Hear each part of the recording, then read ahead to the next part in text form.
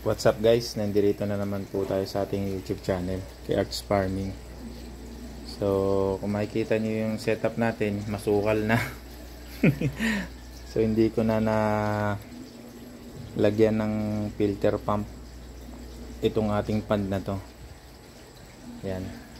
Medyo talagang gubat na. So, yung mga nandito guys, mga buhay naman sila.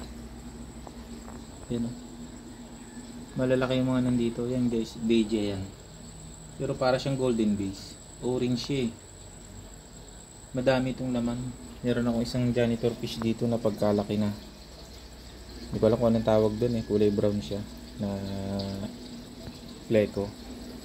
Yan, kung makikita nyo guys, halos mapuno na uli yung ating pond na ito. Kasi hindi ko naman sana napabayaan.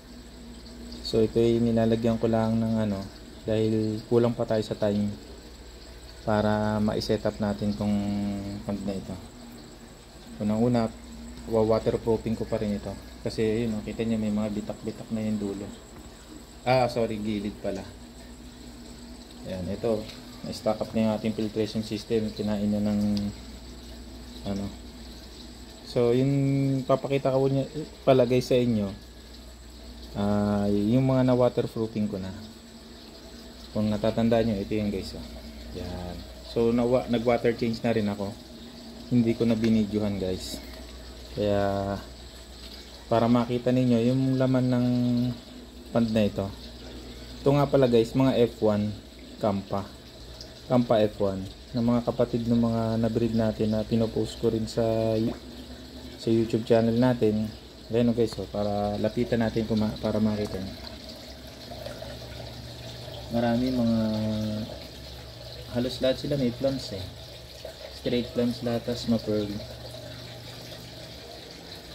So hindi lang maganda yung ating camera kaya hindi sila kita talagang detalyado. Yun. Hindi siya.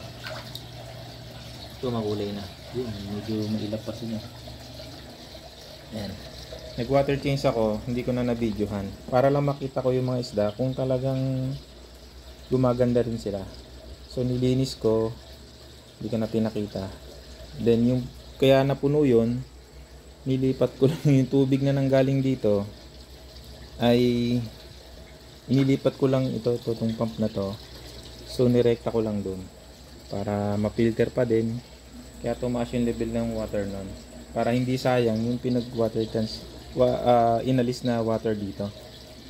Then kung magtataka kayo kung bakit ito nawala ng tubig, saan ko nilagay yung mga isda. So ang ginawa ko, kumuha ko ng isang timbang may aerator. Yun, ginamit ko muna yun. Inipon ko muna, nag-selection ako, and then pinatay ko na yung mga kal na akala ko nung una magaganda din. So kailangan natin gawin yun guys para mapanatili natin yung mga quality lang yung i-out natin. Kasi pag in-out natin patikal, so hindi maganda din para bilang breeder.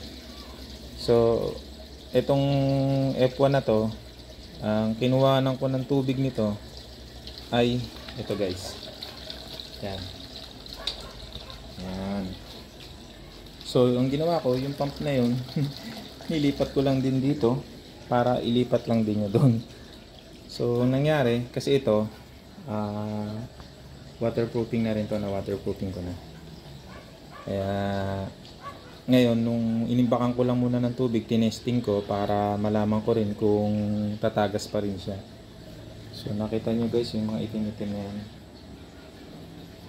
previous natin yan guys, kasi bloodworm yan. Yan, meron na tayong mga stock na bloodworm. Yan, para ipakain din sa kanila.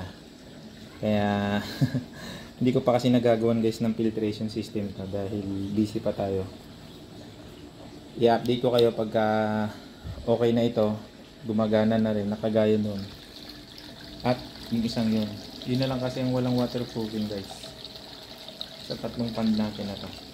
Kaya yan lang guys ang update. So napakaganda pala nila tignan.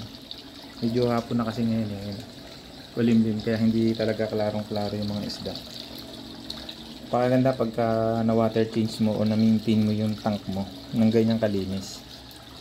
So hindi naman sobrang lakas ng filtration natin. Ayun, 35 watts lang yung gamit natin na pump yan. Ayan. Ganyan lang yung simple filtration natin. Ayan. Pakaganda guys ng mga aqua na to. Sige guys, i-update ko kayo kapag nag-waterproofing na tayo dun sa piling na yun. Kaya, thank you and God bless.